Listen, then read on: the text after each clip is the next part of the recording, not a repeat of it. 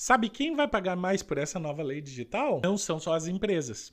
É todo mundo. A ideia de proteger as crianças, isso é certo. Mas na prática, o custo dessa proteção está sendo jogado para a sociedade inteira. Pequenos negócios, o delivery do seu bairro, o e-commerce que fica próximo da sua casa, da lojinha local da cidade, vão ter que bancar uma verificação de idade, um controle parental, daqui a pouco uma estrutura jurídica. Resultado, muitas dessas pessoas elas vão migrar para plataformas pagas, certo?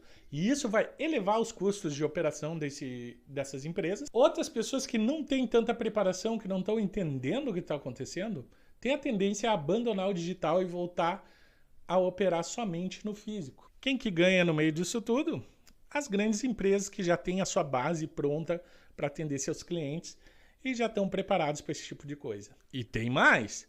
Se você ficar numa estrutura que não está ok, não está de acordo com essas novas normas, você não vai receber atualizações e não vai conseguir manter esse sistema atualizado e seguro. Então, você vai estar vulnerável a ataques hackers e outras coisas do tipo. Ou seja, vai se tornar mais caro. Se não ficar caro, não vai ficar seguro e vai ser menos acessível para todos. E aí muitas pessoas estão falando, nossa, mas da onde que saiu isso, né? Tudo por causa de pessoas ou de pais e mães que não têm a capacidade de cuidar dos seus filhos.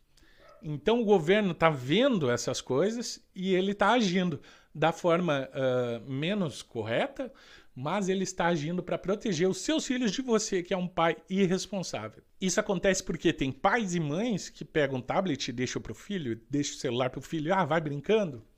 E as crianças elas começam a se expor às coisas que tem nas redes sociais, aos jogos, que acabam abrindo portas para qualquer tipo de coisa que vá prejudicar o seu filho. Como se fosse uma espécie de babá digital dele. E o que realmente nunca deve ser. E aí o resultado.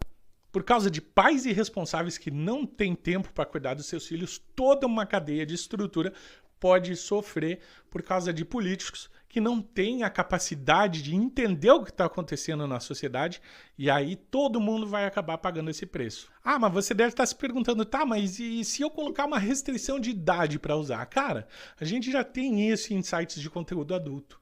Isso impede alguma criança de acessar? Não impede. As redes sociais, elas têm o seu controle. Na hora de você cadastrar, elas te perguntam, qual que é a sua idade? Cara, eu boto que eu tenho 18 e abraço. Eu continuo usando. Então, o que realmente funciona?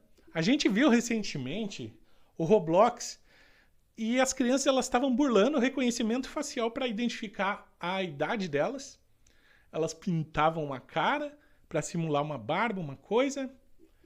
E aí o Roblox aprovava e elas tinham acesso a chat de voz e outras coisas. Então, daqui a pouco, o problema não é a tecnologia, mas é sim você, pai, que está aí com o seu filho do lado. Agora que sabemos que o problema não é a tecnologia e sim a falta de responsabilidade das pessoas, que tal a gente começar a abraçar essa responsabilidade, pelo menos essa, de cuidar dos nossos filhos em relação às tecnologias que a gente tem? Todos sabemos que elas têm desafios e que a gente precisa controlar de certa forma, mas vamos chegar nesse ponto onde a gente vai perder acesso a outras coisas ou, às vezes, pagar mais caro por causa de um grupo de pessoas que não tem controle dos seus filhos? E aí, se você precisa de uma lei que protege o seu filho para cuidar do seu filho na internet, o problema nunca foi a tecnologia. O problema era você.